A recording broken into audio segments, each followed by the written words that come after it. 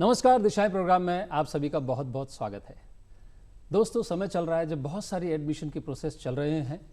दिशाएं में आज हम स्पेशल एपिसोड आपके लिए लेकर के आए हैं राजस्थान इंजीनियरिंग एडमिशन प्रोसेस 2017 यानी कि रीप 2017 पर। इस विषय के एक्सपर्ट और माननीय कुलपति हमारे साथ स्टूडियो में मौजूद हैं। हम स्वागत करते हैं प्रोफेसर एनपी कौशिक साहब का। नमस्कार। प्रोफेसर कौशिक राजस्थान तकनीकी विश्वविद्यालय में बतौर वाइस चांसलर कार्यरत हैं और पिछले वर्ष भी हमारे साथ इस एपिसोड में आपने समय निकालकर हमें अनुग्रहित किया है। बहुत बहुत स्वागत। और convener REAP 2017 professor SR Kapoor भी स्टूडियो में मौजूद हैं। आप दोनों का बहुत बहुत स्वागत है। और बहुत सारे युवा छात्र और उनके अभिभावक परिवारीगण हमारे साथ स्टूडियो में मौजूद हैं। आप सभी से अनुरोध है अपना नाम और संक्षिप्त में सवाल तैयार रखें। जैसे ही आपकी तरफ इशारा करूं आप सवाल पूछ सकते हैं। प्रोफेसर कौशिक साहब, आपसे सबसे पहले जानना चाहेंगे कि एक कैंडिडेट को बहुत सारे ऑप्शंस जब अवेलेबल हैं स्टडीज़ के लिए, इंजीनियरिंग के प्रोग्राम या आर्किटेक्चर के प्रोग्राम में क्यों आना चाहिए? पुनीत जी, सबसे पहले तो मैं आपको धन्यवाद देना चाहूँगा कि आप जो है रीप 2017 पे ये कार्यक्रम आयोजित कर रहे हैं। मैं आपको ये कहना चाहूँगा कि हम जो है 21वीं सदी में रह रहे हैं और 21वीं सदी जो है टेक्नोलॉजी का युग है। आज छोटी से छोटी एक्टिविटी हो या बड़ी से बड़ी एक्टिविटी हो, हम ये चाहते हैं कि वो टेक्नोलॉजिकली इनेबल्ड हो जी। और सारे प्रोसेस जो हैं वो टेक्निकल या इंफॉर्मेशन टेक्नोलॉजी के साथ चलने चाहिए। आज हमारे देश के अंदर डिजिटल इंडिया कैंपेन चल रहा है, मेक इन इंडिया कैंपेन चल रहा है, स्किल इंडिया कैंपेन चल रहा है और हमारे प्रधानमंत्री जी चाहते हैं कि हमारे युवा जो है टेक्निकल नॉलेज के साथ में आगे आए और हम जो है स्टार्टअप के बारे में भी बात कर रहे हैं। इसलिए इन सब प्रोसेस के पीछे अगर कोई इसको सपोर्ट कर सकता है तो वो इंजीनियरिंग प्रोफेशनल ही हो सकता है। मैं आपको एक चीज़ और बताना चाहता हूँ कि अगले 6 सालों में लगभग 2.5 ट्रिलियन रुपीज़ का जो इन्वेस्टमेंट है वो हमारे आधारभूत जो संरचना है उसको अपग्रेड करने के लिए जो है आवश्यक है। आधारभूत संरचना में आपकी सड़कें हैं, आपके ब्रिजेज हैं, आपके पोर्ट्स हैं, आपके एयरपोर्ट्स हैं, जिनका जो है अभी भी हमारे जो स्तर है वो संतोषजनक नहीं है। वर्ल्ड क्लास इंफ्रास्ट्रक्चर के लिए ज़रूरी इंफ्रास्ट्रक्चर हमें अभी डेवलप करना है तो हमें इतना इन्वेस्टमेंट करना पड़ेगा और इसके लिए हमें 92 million man year man power की आवश्यकता की जो है होगी। इसके साथ में एक चीज़ और मैं आपको जो है बताना चाहता हूँ कि लगभग 1 ट्रिलियन रुपीज़ का जो इन्वेस्टमेंट है वो हमारे मैन्युफैक्चरिंग सेक्टर के अंदर जो है रिक्वायर्ड है और इसके अंदर आपका जो है केमिकल इंडस्ट्रीज हो सकती है, कंस्ट्रक्शन इंडस्ट्रीज हो सकती है, ऑटोमोबाइल की इंडस्ट्रीज हो सकती है और ये सब करने के लिए भी हमें जो है 90 मिलियन जो है वो जॉब्स जो है वो क्रिएट होंगे इसके लिए। तो जब इतनी सारी संभावनाएं हैं और सब कुछ हमें टेक्नोलॉजी के साथ में करना है तो फिर युवाओं को जो है आगे आना चाहिए और इंजीनियरिंग के अंदर जो है एडमिशन लेकर के उनको जो है अपना कैरियर जो है वो बनाना चाहिए। जी। बहुत सारे अभिभावक चिंतित होते हैं कि भाई हम इंजीनियरिंग तो कर लें लेकिन आगे जॉब की क्या पॉसिबिलिटीज़ होंगी, मार्केट सिचुएशन कैसी होंगी। तो माननीय वाइस चांसलर साहब ने जैसा अभी आप लोगों के साथ शेयर किया कि फाइनेंशियली कितना इन्वेस्टमेंट अभी होने की प्रबल संभावनाएँ हैं, जॉब कितने सारे जनरेट होंगे, कितने सारे वर्किंग स्टाफ की ज़रूरत पड़ेगी। तो आप ये तो निश्चिंत रहें कि जॉब बहुत सारी अवेलेबल होंगी। क्या आप जॉब के लायक हैं कि नहीं, या और दूसरी बहुत सारी क्या ज़रूरतें होंगी आपको एक अच्छा इंजीनियर बनने के लिए, हम चर्चा में आगे जारी रखेंगे। फ़िलहाल हम प्रोफेसर कपूर आपसे जानना चाहेंगे रीप 2017 के बारे में एक ब्रीफ परिचय अगर आप दे सकें। रीप 2017 यानी राजस्थान इंजीनियरिंग एडमिशन प्रोसेस 2017 ये एक ऑनलाइन काउंसलिंग प्रक्रिया है जिसके माध्यम से हम राजस्थान तकनीकी विश्वविद्यालय से संबद्ध जो निजी और सरकारी इंस्टीट्यूट्स हैं, इंजीनियरिंग इंस्टीट्यूट्स, उनमें और इनके अलावा एमबीएम इंजीनियरिंग कॉलेज जोधपुर तथा सीटीआई इंजीनियरिंग कॉलेज उदयपुर, इनमें बीटेक, बीई और बीआर के प्रथम वर्ष में प्रवेश देते हैं। रीप 2017 के माध्यम से हम बीटेक के 111 संस्थानों में और BR के 6 संस्थानों में एडमिशन प्रोवाइड करेंगे। और इस प्रक्रिया के माध्यम से इस वर्ष करीब 48,000 अभ्यर्थियों को इन विभिन्न संस्थानों में प्रवेश प्रदान किया जाएगा। जी, प्रोफेसर कपूर, जानना चाहेंगे अगर गत वर्षों का कोई आंकड़ा हो तो लगभग कितने अभ्यर्थी इसके लिए रजिस्ट्रेशन प्रक्रिया करते हैं? अगर मैं पिछले साल की रीप 2016 की बात करूं तो उसमें करीब करीब 50,000 अभ्यर्थियों ने रजिस्टर किया था और फिर उनको रीप प्रक्रिया से अलग अलग इंस्टीट्यूट्स के अंदर अलॉटमेंट दिया गया था। जी, तो दोस्तों, जो भी लोग इस प्रोग्राम को देख रहे हैं वो प्लीज़ पेपर और पेन अपने साथ रखें। बहुत सारी ज़रूरी जानकारी आपको शेयर की जाएगी, ऑथेंटिक जानकारी आपके साथ शेयर की जाएगी, इसलिए तैयार रहें। फिलहाल हम जुड़ते हैं अपने युवाओं से। अपना नाम और संक्षिप्त में सवाल। सर नमस्कार। सर मेरा नाम मनोज शर्मा है। मैं ये पूछना चाहता हूँ सर, जो रिप है इसके लिए क्या क्या क्राइटेरिया, क्या क्या योग्यता चाहिए? जी, एलिजिबिलिटी क्राइटेरिया क्या होगा? कपूर साहब, आपसे जानना चाहेंगे। रीप 2017 के माध्यम से क्योंकि बीटेक, बीई और बीआर के प्रथम वर्ष में प्रवेश दिया जाएगा, इसलिए अगर एलिजिबिलिटी की बात करें तो एलिजिबिलिटी के लिए सबसे पहले तो क्राइटेरिया है एज का।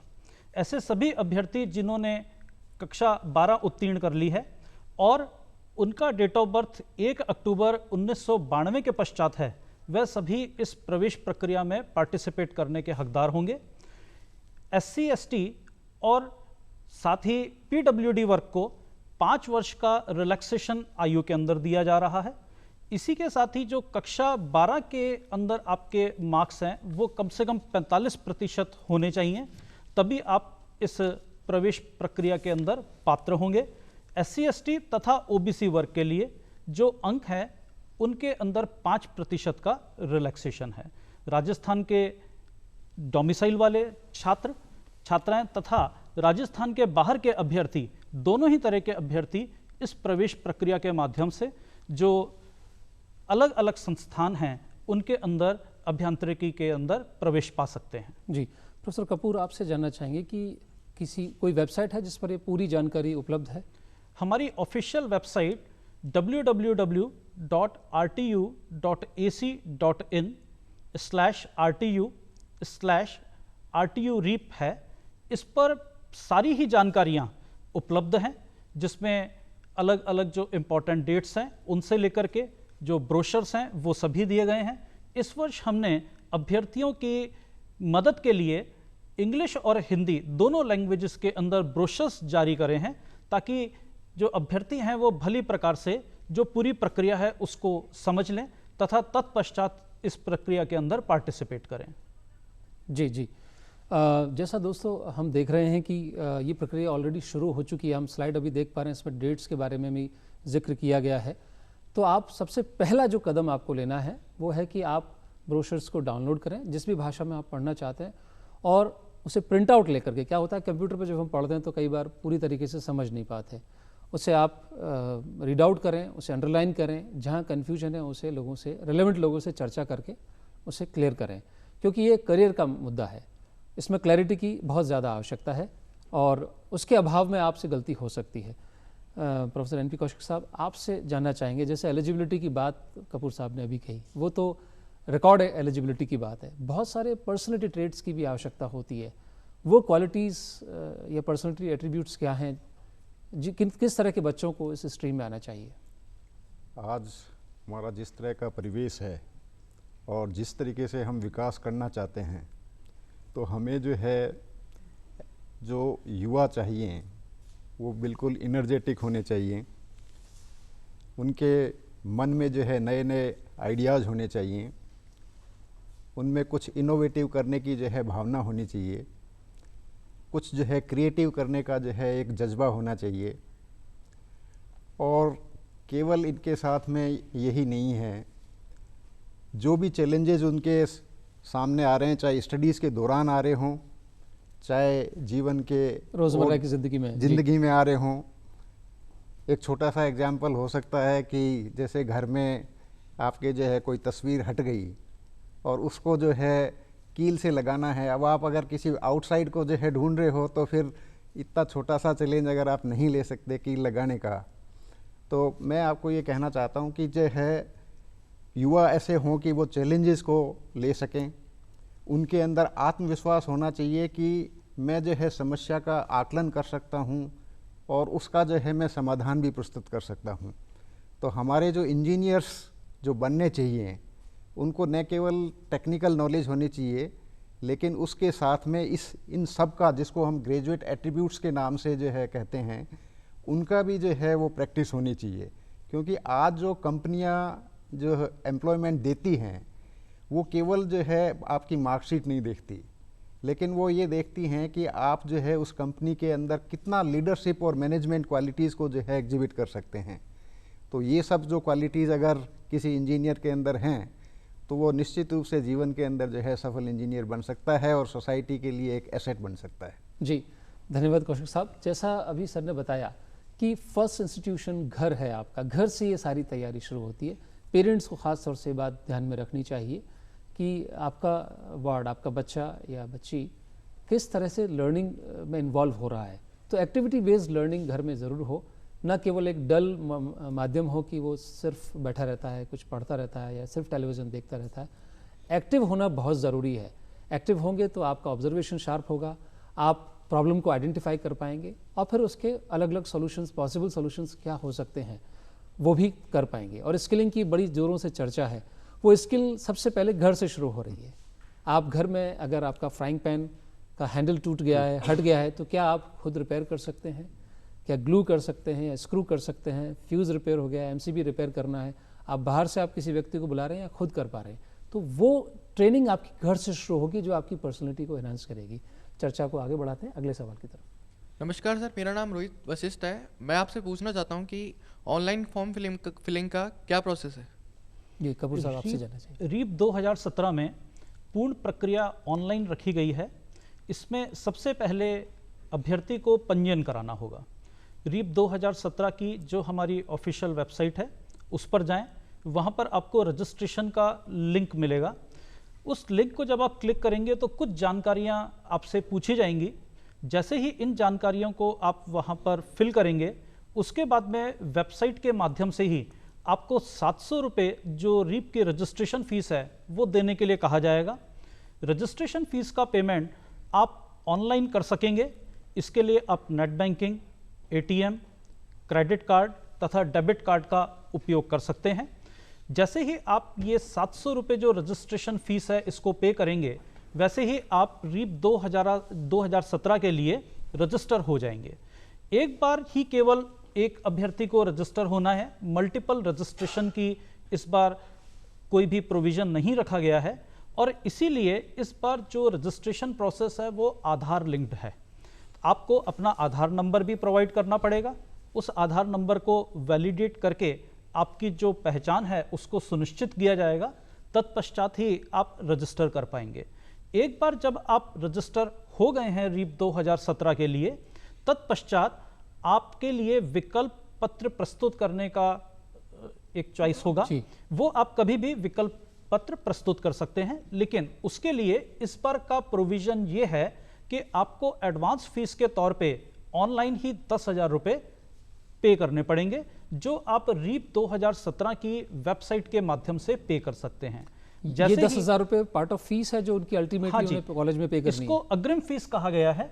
तो ये जो 10,000 रुपये हैं, ये जो आपको कॉलेजेस में फर्स्ट ईयर की फीस देनी होती है उसका पार्ट है, तथा जब आप एडमिशन लेकर के और संस्थानों के अंदर रिपोर्ट करेंगे उस टाइम पर ये 10,000 रुपये रीप 2017 ऑफिस द्वारा आपके संस्थानों को स्थानांतरित कर दिए जाएंगे। तो जब आप 10,000 रुपये अग्रिम फीस राशि पे करते हैं, उसके बाद में आप ऑप्शन फॉर्म भरने के लिए एंटाइटल हो जाएंगे। आपको ऑप्शन फॉर्म का जो लिंक है वो ओपन करने का चांस मिल जाएगा और उसके बाद में आप अपनी सुविधा अनुसार कभी भी जो ऑप्शन फॉर्म है उसको ऑनलाइन भर सकते हैं, जिसमें आपको प्रेफरेंस देना होगा कि आप किस कॉलेज में किस ब्रांच को पहले प्रेफरेंस पे रखते हैं, किसको अगले प्रेफरेंस पे रखते हैं। ये आपके ऊपर निर्भर करेगा कि आप इन चॉइसेस को किस तरह से शेड्यूल करते हैं। एक बार आपने जब चॉइसेस भर दी तो ऑप्शन फॉर्म में आपके पास में 2 विकल्प होंगे। आप इन सारी चॉइसेस को सेव करके रख सकते हैं और आप इनको सबमिट भी कर सकते हैं।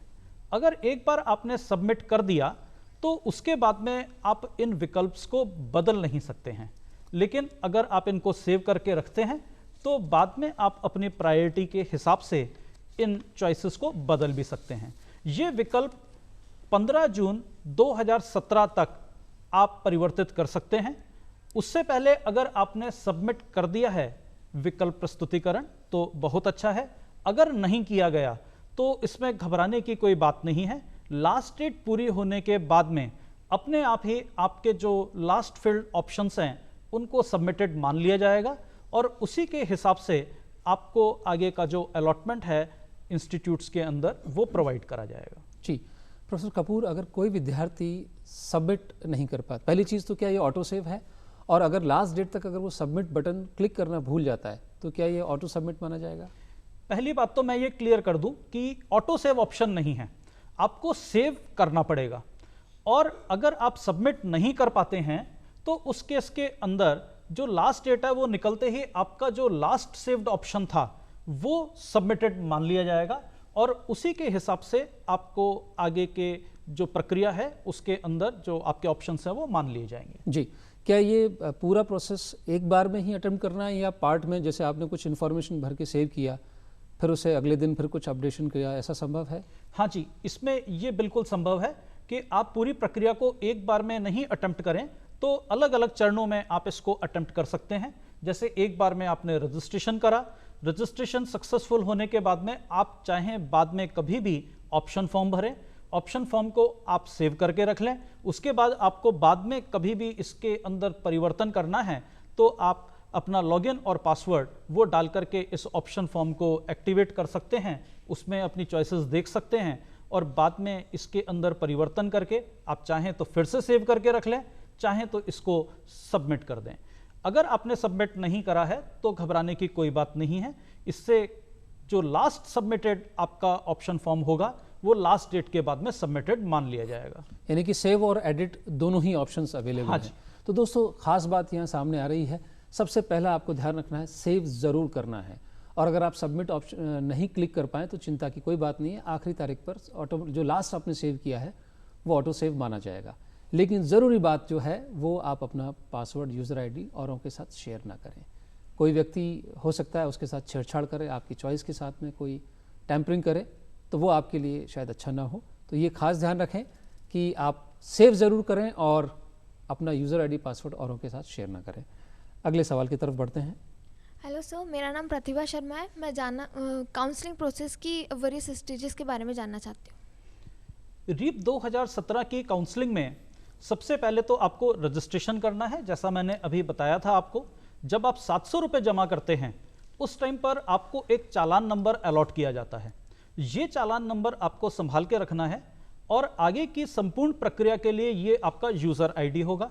रजिस्ट्रेशन के वक्त ही आपसे 10 अंकों का एक पासवर्ड मांगा जाएगा और वो पासवर्ड आपका बाकी की पूर्ण प्रक्रिया के लिए पासवर्ड होगा।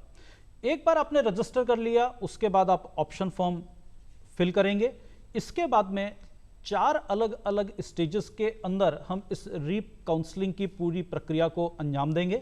पहली स्टेज में जो राजस्थान के बाहर के अभ्यर्थी हैं उनको सीटें अलॉट की जाएंगी।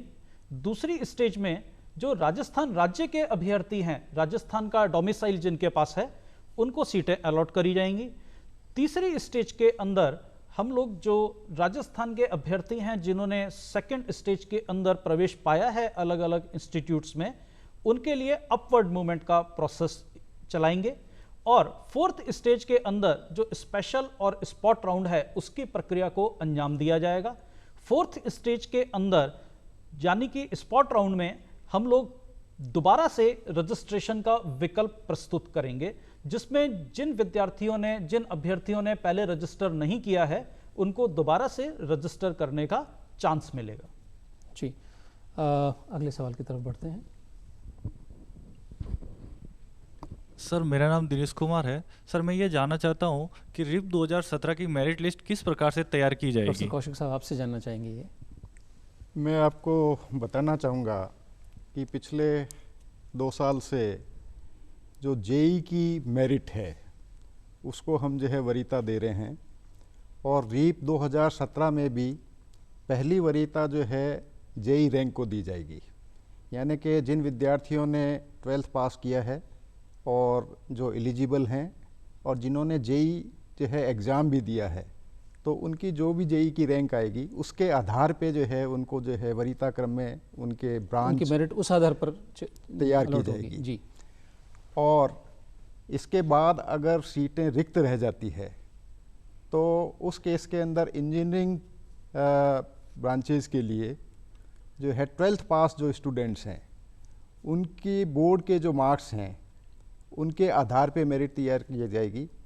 और चूंकि इसके अंदर बहुत सारे देश के बहुत सारे बोर्ड्स जो है इन्वॉल्व हैं, तो जो भी प्राप्तांक हैं उनको परसेंटाइल के रूप में जो है कन्वर्ट किया जाएगा और उस परसेंटाइल के बेसिस पे जो है वो मेरिट को तैयार किया जाएगा।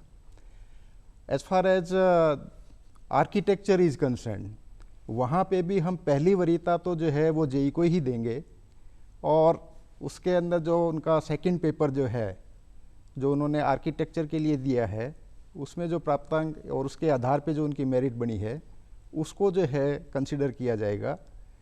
और उसमें भी अगर सीटें जो है रिक्त रह जाती है आर्किटेक्चर में, तो दूसरी वरीयता जो है उनके जो 12th में प्राप्तांक है उनका 50% और उन्होंने जो नाटा में जो अंक प्राप्त किए हैं उसका 50% मिला करके जो है मेरिट तैयार की जाएगी। तो इस प्रकार से इंजीनियरिंग और आर्किटेक्चर की जो मेरिट है उसमें पहली वरीयता जेई को दी जाएगी एवं उसके पश्चात रिक्त सीटों पे जो है क्लास 12 की मेरिट को जो है वरीयता दी जाएगी। जी दोस्तों, सबसे ज़रूरी ये है कि आप लगातार रीप 2017 की वेबसाइट से संपर्क में रहें। मिलते जुलते नामों की भी अगर आप गूगल सर्च करते हैं तो बहुत सारी दूसरी साइट्स भी आ जाती हैं, लेकिन आप rtu.ac.in जो ऑथेंटिक साइट है उसका जो एक्सटेंशन है /rtu/reap, सिर्फ यही एकमात्र ऑथेंटिक साइट है। इसी पर विश्वसनीय जानकारी और पूर्ण जानकारी मिलेंगी। इसका ध्यान रखें क्योंकि एक भी स्टेप आपसे चूक होगी तो हो सकता है आपको लाभ ना मिले या आपको पछताना पड़े। अगला सवाल। नमस्कार सर, मेरा नाम शिवराज चौधरी। मेरा सवाल आपसे ये है कि क्या राजस्थान के बाहर जो स्टूडेंट आते हैं वो इसमें पार्टिसिपेट कर सकते हैं क्या? जी, बहुत सारे विद्यार्थी राजस्थान में पढ़ना चाहते हैं। दोस्तों, मैं बताना चाहूँगा कि उत्तर भारत के उत्कृष्ट शिक्षा क्षेत्र में राजस्थान की गिनती होती है। ख़ास तौर से एनसीआर क्षेत्र से बहुत सारे गर्ल कैंडिडेट्स राजस्थान पढ़ने के लिए आते हैं। तो ये महत्वपूर्ण पॉइंट है कि बाहर के कैंडिडेट्स किस तरह से इस प्रक्रिया में जुड़ सकते हैं। रीप 2017 में जो कुल संस्थानों के अंदर सीटें हैं उनमें 85% सीटों पर जो राजस्थान डोमिसाइल वाले अभ्यर्थी हैं उनको प्रवेश दिया जाएगा और शेष 15% सीटों पर जो राजस्थान प्रदेश के बाहर के अभ्यर्थी हैं उनको प्रवेश दिया जाएगा। इसलिए राजस्थान के बाहर के जो अभ्यर्थी हैं वो रीप 2017 में अप्लाई कर सकते हैं और जो इंजीनियरिंग संस्थान हैं उनके अंदर एडमिशन भी प्राप्त कर सकते हैं।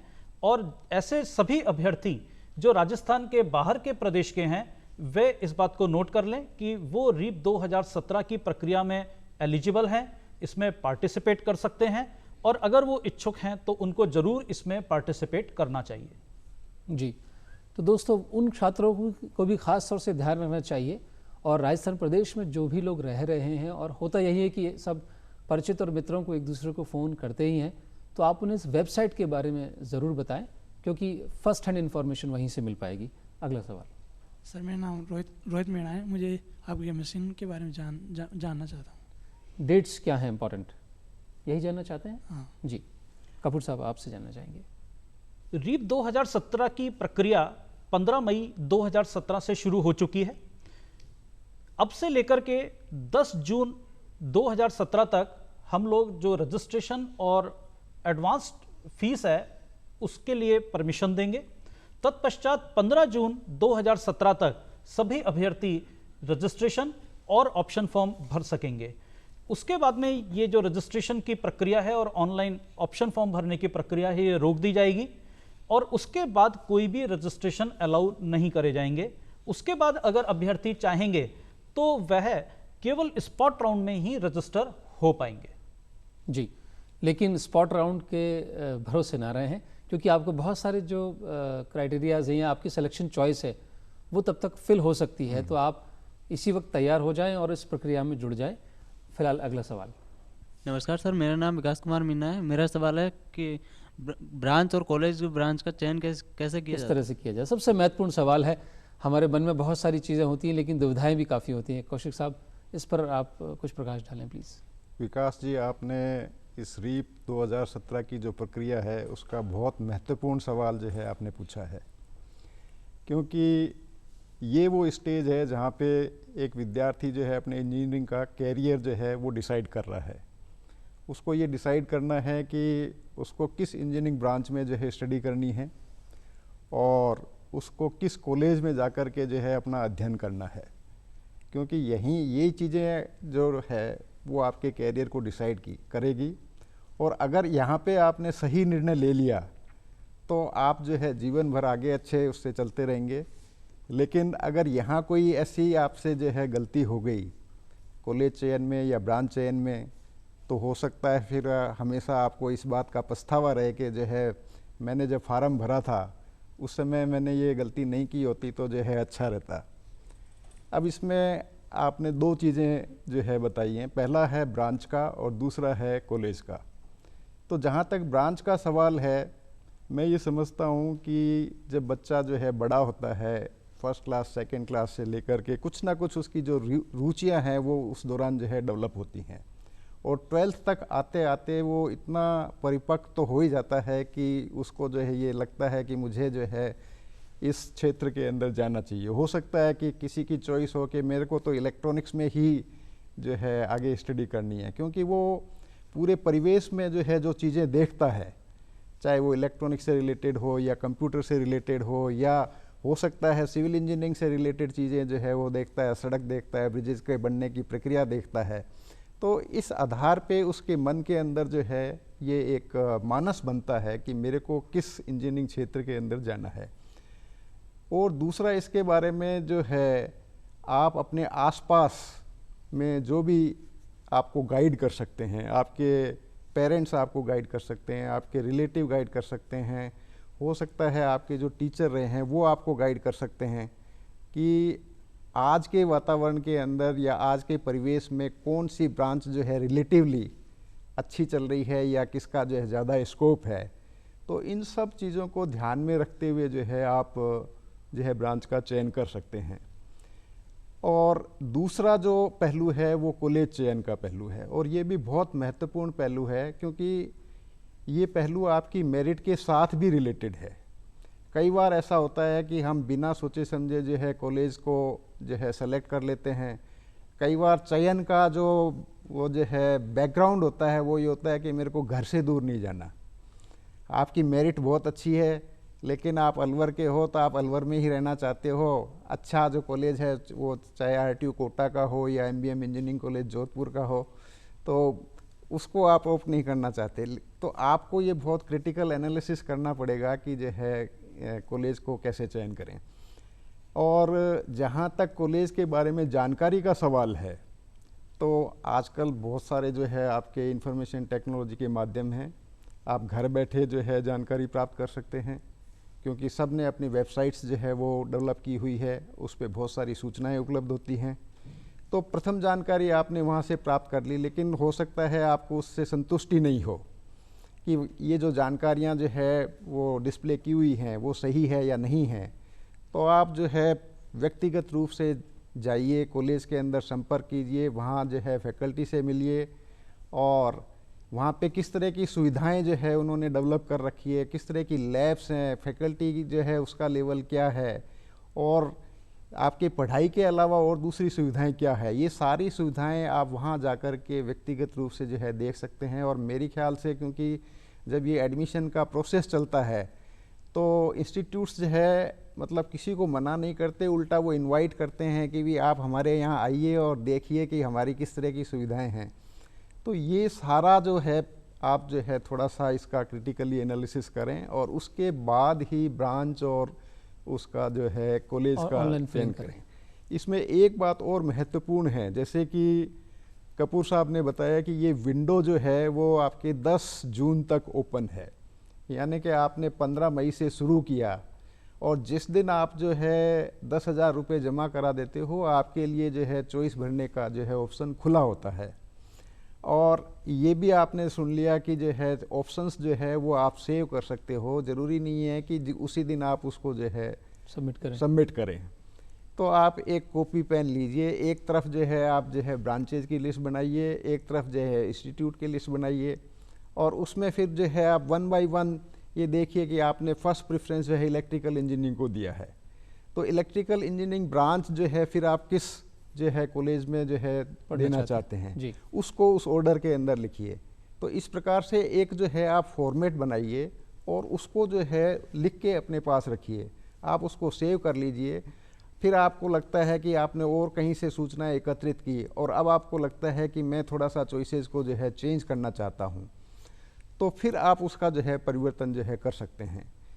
आप इसको कई बार जो है इसमें अपनी चॉइसेस में परिवर्तन कर सकते हैं, लेकिन एक बहुत महत्वपूर्ण बात ये भी है कि आप अंतिम तिथि का वेट ना करें।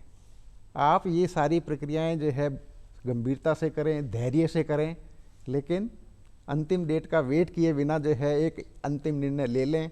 सबकी सलाह से लें, अपने माता पिता की सलाह से लें, और जो भी आपको गाइड कर सकता है उनकी सलाह से लें, और अपनी चॉइसेस को जो है सेलेक्ट करें। जी, इंट्यूशन का ध्यान रखें। आपको इंट्यूशन, नेचर हमेशा इंट्यूशन देती है कि आपको अच्छा क्या लगता है, सबसे पहली बात।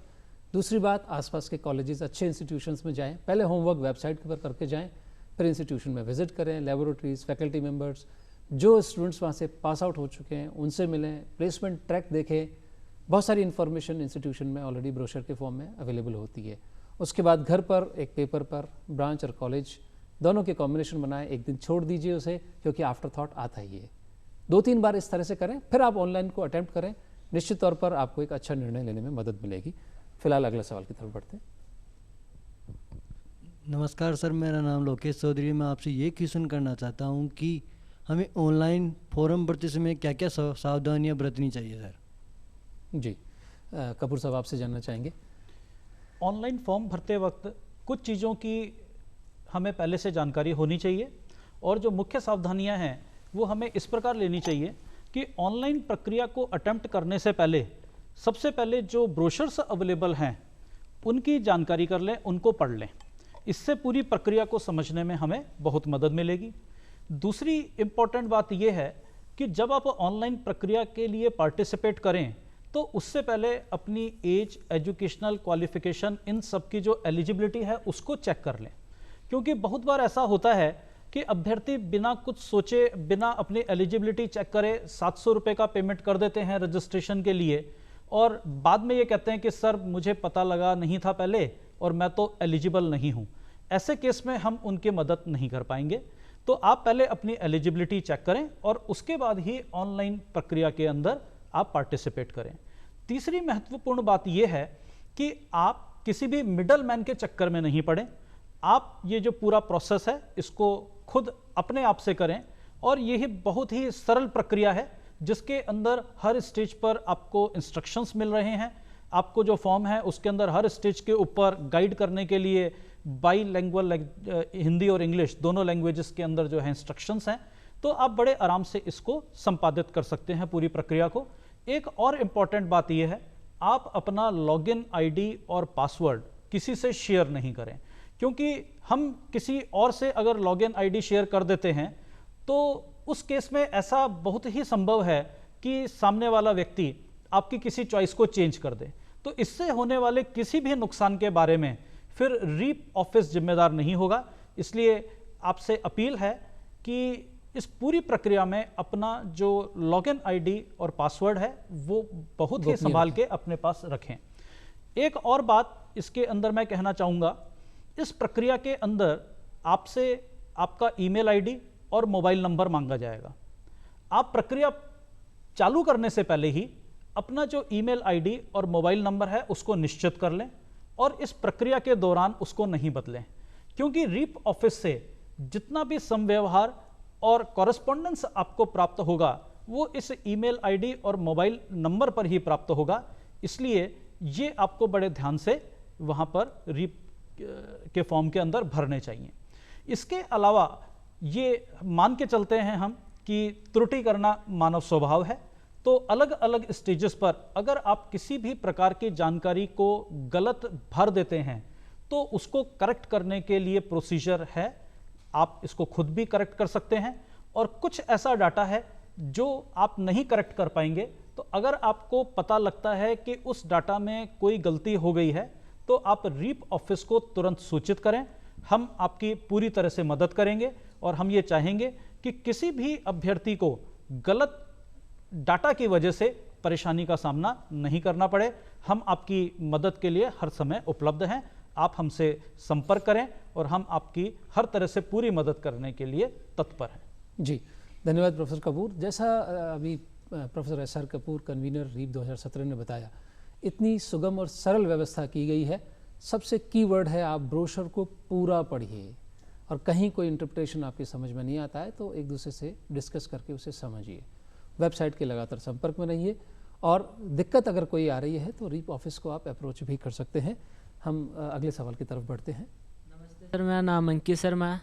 मैं जानना चाहता हूं कि इसमें निर्धन छात्रों के लिए फीस में क्या छूट है और सीट्स में क्या रिजर्वेशन है। जी, कौशिक साहब आपसे जानना चाहेंगे। हाँ, भारत सरकार ने कुछ पहल की है कुछ सुपरन्यूमररी सीट्स के बारे में। हाँ, इसके अंतर्गत AICTE ने जो है 5% सीटें जो है वो प्रत्येक ब्रांच में सैंक्शनड स्ट्रेंथ के ऊपर जो है ओवर एंड अबोव उसको जो है रखा हुआ है। यानी अगर किसी ब्रांच के अंदर 60 सीटें हैं तो उसके अंदर 5% तीन सीटें जो है वो TFWS स्कीम के अंदर होंगी। इसकी जो दो महत्वपूर्ण रिक्वायरमेंट हैं वो ये हैं कि छात्र जो है वो राजस्थान का डोमिसाइल होना चाहिए, और उसके जो पेरेंट्स की इनकम है वो 6 लाख से कम होनी चाहिए, प्रतिवर्ष 6 लाख से कम होनी चाहिए। तो इस बार जो प्रक्रिया में जो है, जैसे आप फार्म भर रहे हैं उसी तरीके से नॉर्मल तरीके से ही आपको फार्म भरना है, और उसमें अगर आप इस कैटेगरी में आते हैं कि आपके पेरेंट्स की इनकम 6 लाख से कम है, तो केवल आपको उसी चीज़ को जो है पॉइंट आउट करना है कि आप जो है इस कैटेगरी में हो। इस बार ये नहीं आपको मेंशन करना कि भाई आप TFWS में जो है भाग लेना चाहते हैं या इस कैटेगरी से आपको एडमिशन चाहिए। रीप प्रोसेस जो है ऑटोमेटिकली उसको जो है डिटेक्ट करेगा कि जो छात्र जो 6 लाख से कम आय वाले हैं और राजस्थान डोमिसाइल के, तो जब इसको अलॉटमेंट किया जाएगा तो पहली 5% जो सीटें हैं वो TFWS कैटेगरी के अंदर जो है आवंटित की जाएंगी। जो आपके 5% मेरिट के जो छात्र हैं और जिन्होंने इसको ऑप्ट भी किया है उनको ये जो है आवंटन किया जाएगा, और इस कैटेगरी के अंतर्गत जो है वो ट्यूशन फीस जो है वो पूरी माफ़ है, और बाकी के जितने भी आपके जो चार्जेज हैं वो जो है कॉलेज में आपको देने पड़ेंगे। तो इस तरीके से ये एक बहुत महत्वपूर्ण प्रावधान जो है वो AICTE ने किया हुआ है। लेकिन इसमें एक चीज़ जो इम्पोर्टेंट है वो ये है कि जब आप अपग्रेडेशन कर रहे हैं उस समय आपको विशेष रूप से ध्यान रखना पड़ेगा कि आपकी जो कैटेगरी आपने ऑप्ट की है फर्स्ट ऑप्शन के अंदर और आपने उसको अपग्रेड में जो है अप्लाई किया है, तो हो सकता है वो कैटेगरी आपकी जो है SFS में कन्वर्ट हो जाए, यानी कि TFWS से सेल्फ फाइनेंसिंग स्कीम में चली जाए, तो फिर उस केस के अंदर जो है वो फ़ायदा जो आपको मिलना था वो नहीं मिल पाएगा। उस वक्त सावधानी बरतनी है। ये एक बहुत महत्वपूर्ण स्टेप है कि जब आप अपग्रेडेशन के लिए अप्लाई करते हैं तो उस समय आप ये ध्यान रखें कि भाई आप जो है सीट जो लेना चाह रहे हैं आपकी मेरिट के हिसाब से आपको मिल पाएगी या नहीं मिल पाएगी, उसी को रखते हुए आप जो है उसको अप्लाई करें। जी, हमारे पास चूँकि सिर्फ आखिरी 1 मिनट है, हम आखिरी सवाल ले सकते हैं। गर्ल्स से मुझे लगता है एक भी सवाल नहीं हुआ है, आप प्लीज़ सवाल पूछिए। नमस्ते सर, मेरा नाम आकांक्षा शर्मा है। मैं जानना चाहती हूँ कि गर्ल्स को इंजीनियरिंग क्यों चूज़ करनी चाहिए। जी सर, संक्षिप्त में 1 मिनट का ही समय हमारे पास। आज स्टेज पे जो है गर्ल्स और बॉयज़ के अंदर कोई डिफरेंस नहीं है। गर्ल्स जो है बॉयज़ के बराबर हैं, इक्वली कॉम्पिटेंट हैं, और उनकी जो क्षमता है चाहे विज्ञान की हो या गणित की हो वो दोनों में जो है सक्षम हैं। आज जो कॉर्पोरेट युग है वो जो है ये ज़्यादा फील करता है कि जो गर्ल्स हैं वो ज़्यादा आउटपुट दे सकती हैं, उनकी एफिशिएंसी ज़्यादा है, और जितना बच्चे बॉयज़ जो है वो इंजीनियरिंग में आगे बढ़ सकते हैं उसके बराबर ही जो है गर्ल्स भी बढ़ सकती हैं। उनके लिए बहुत सारे ऑप्शंस हैं, जो ब्रांचेज हैं, आर्किटेक्चर है, कंप्यूटर्स है, इलेक्ट्रॉनिक्स है, तो वो जो है अपना कैरियर इसके अंदर चुन सकती हैं और आगे जा सकती हैं। और दूसरे जो कोर्सेज हैं उनके अंदर उनको इतनी अच्छी अपॉर्चुनिटी नहीं मिल सकती जितनी अच्छी अपॉर्चुनिटी जो है इंजीनियरिंग कैरियर के उनको मिलेगी। तो मेरा तो यही मानना है कि गर्ल्स को बहुत आगे आना चाहिए।